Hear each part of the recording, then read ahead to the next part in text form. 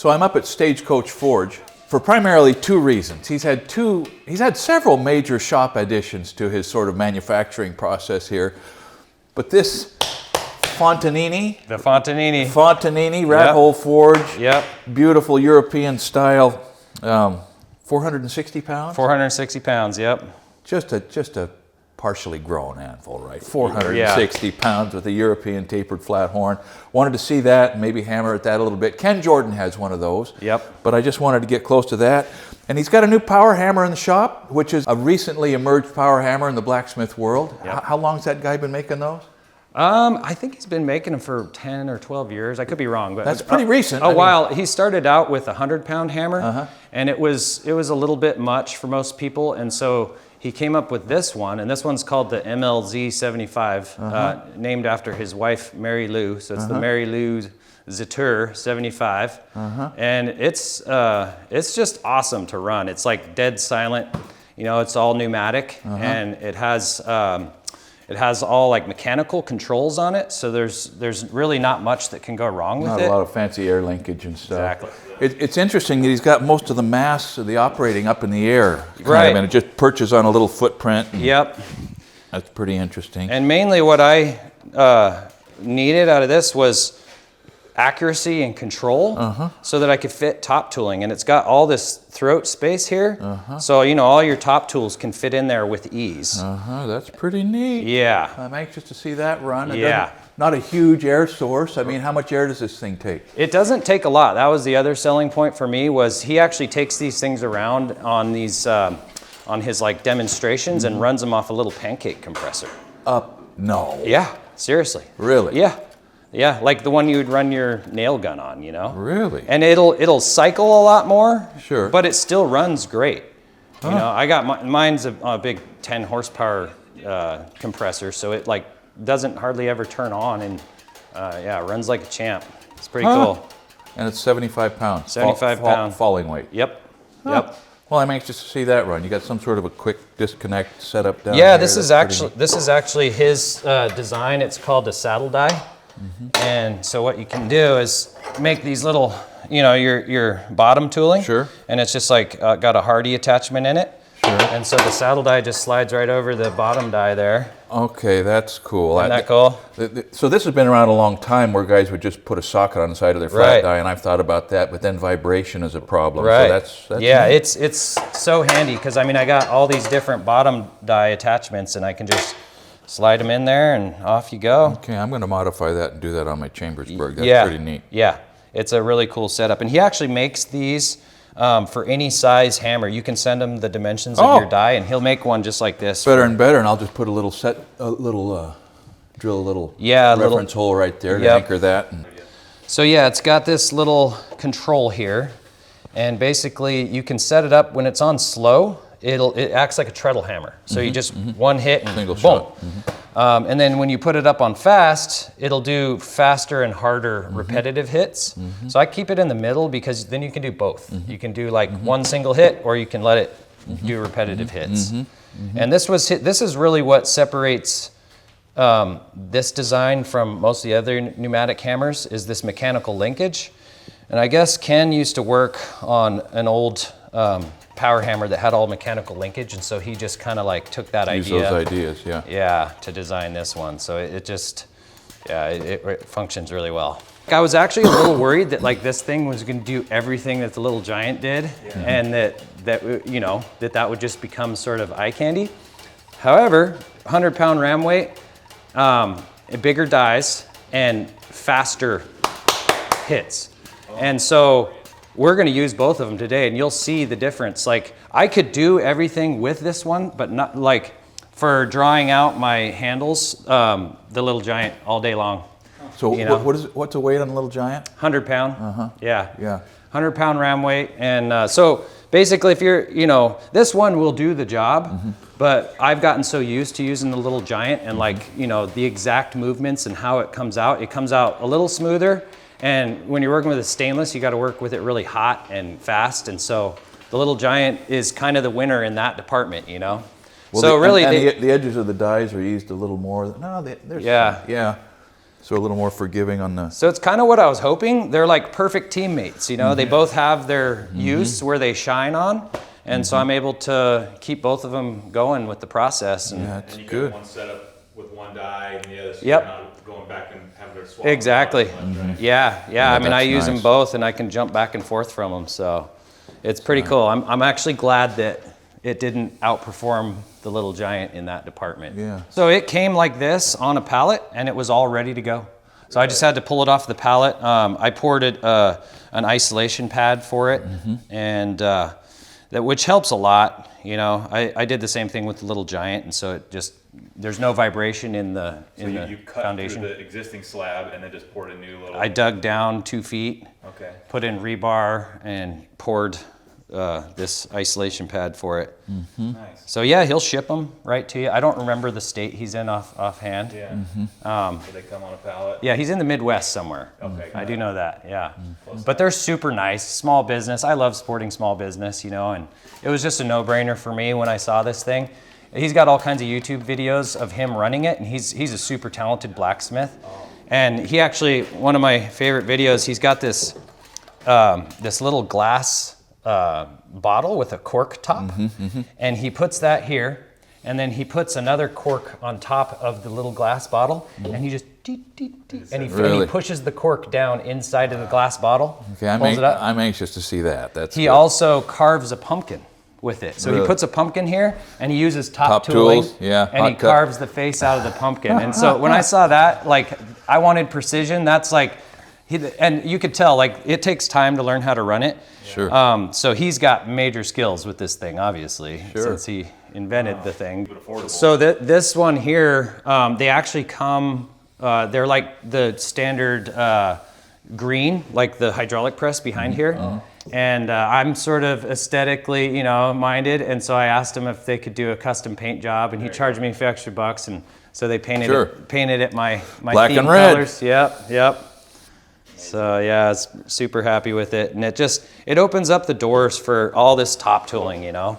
And you'll see, we'll be working with it today, but like, you know, you could just fit so much room for top tooling in there. And that was really the downside of the Little Giant, was once it starts going, it's gonna keep going. And so you see how much room is in there for top tooling, like almost none. So I was destroying a lot of stuff, and I kind of had to abandon the idea of using larger top tooling in there. And then you gotta be fast. It's like you hit it and you gotta suck it out of there real quick, because it's gonna come back down and destroy your part if you're not quick enough. So this one, yeah, it's on. That's really good. So it's like, and it's dead silent and ready to go. Another cool thing is if you have a part, like say you got a bar and you want to twist it, you bring this down and you can clamp with it. Yeah, my Chambersburg works the same way. Yeah. So that's in pretty fact, handy. In fact, I can see that he had worked with the Chambersburg general utility hammer, Right. to formulate this approach. It might have been a Chambersburg that he used to work with. Yeah. I don't know which power hammer he kind of got the inspiration from to make this one. I'll be surprised if it wasn't one of their they made pneumatic forging hammers, which are the Right. and then earlier on the steam hammer frames, they made the general utility hammers, Yep. which are this only Chambersburg's iteration. That's cool. Yeah. Very cool indeed. That Yeah. single blow, that hit and hold, Yep. that variable speed and intensity on the oscillation. Yeah. That's really cool. Yeah, and I mean, it's just, you know, you can, like if you don't want to hit the die, I mean, you can see how much control it has, you know, or you can just go for nice. it, you know. And it hits hard. It's like 75-pound weight. You'd be surprised. I mean, you could take 2-inch stock. There's a guy on Instagram who's got one, and all he makes is hammers, big stock hammers, and oh yeah. And he makes them up to 100 pounds? Yeah, so he's got a 100-pound hammer as well, and it has a much larger sow block. And I'm pretty sure that I've seen there's another guy who just bought the linkage from him, and then you can make your own hammer and just use the linkage and the setup and stuff and build it yourself. Because so it's pretty customizable, and they're just super friendly and easy to work with. You know, you call the office, and Mary Lou will talk with you, and they'll answer all your questions. And like they still are in touch with me. That's cool. Some other guys that You're want part of the family, man. Exactly. Yeah.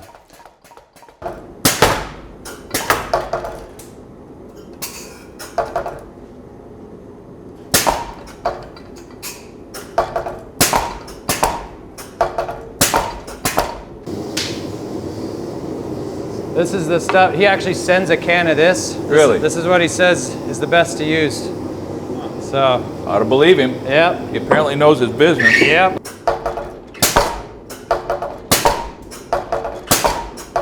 That's a very nice. So it's fun blow. working in somebody else's shop, right? I mean, kind of in the same way it's fun driving somebody else's pickup.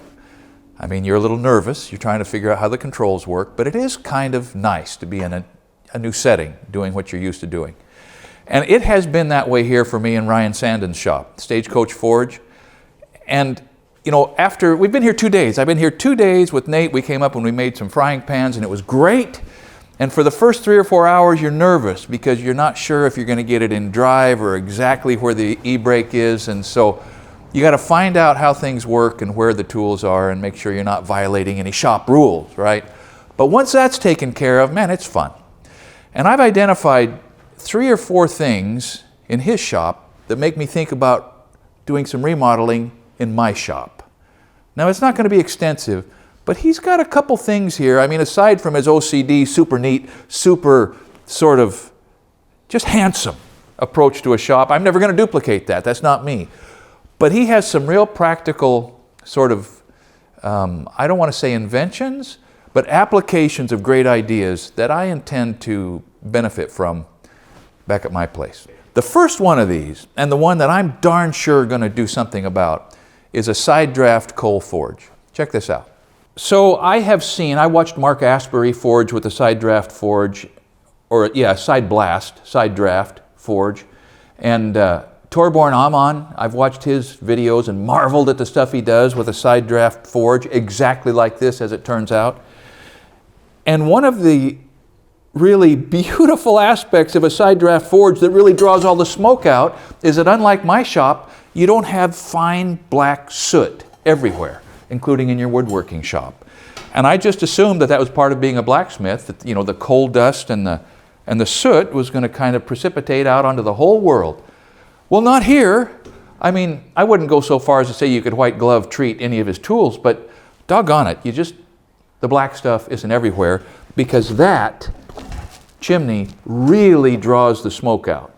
Now, he got the plans for this off of anvilfire.com. I think he heard Torborn mention that it's called a super sucker side draft forge. Check it out. We'll put a note we'll put a link in the notes so you can go to Anvil Fire and get a look at their dimensions. They're a great website, and this is one of the greatest things I think that's been available on there. So I'm doing this, or something like this is going to happen in my shop. That's item 1. So the next thing that made the biggest impression on me in here was a hydraulic press. Now, I'm not committing to dive into the world of hydraulic pressing, but man, this is really a tool. And Cy just got a much smaller hydraulic press, and so I'm forging press, and so I'm thinking about this. But there's just a world of opportunity that opens up if you've got something like this. Now, this is kind of a Frankenstein, a very effective Frankenstein press. It's sort of shop built somewhere else with various components, and then Ryan got it and beefed it up where he saw that it was weak. And so I can't tell you what the tonnage is, I can't tell you who the maker is, but I can tell you that this hydraulic press is something that I'm not going to soon forget, and I may have something else to watch Craigslist for the next year or two. So a couple things. It was fun running a Little Giant. I've never forged anything with Little Giant. They're a blast, kind of in the same way that, you know, like I've said in other places, skydiving's a blast, you know. I don't see myself ever owning a mechanical hammer. I've used Cy's Big Baudry. It's great. They do the work. But in general terms, the cool factor on this is high. You know, secondarily, once again, like in Cy's shop, the value of having 2 hammers. You can have them geared up for different processes and step back and forth. That's great. A couple things in here that are sort of a global plus.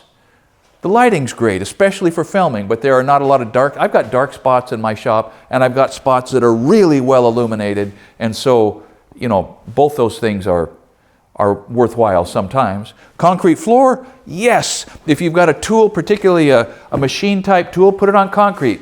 But I've got to say, I like forging on gravel. Gravel is great for forging, so whatever I do in my shop, I'm always going to have my anvils and my forges located over a gravel floor or something like that.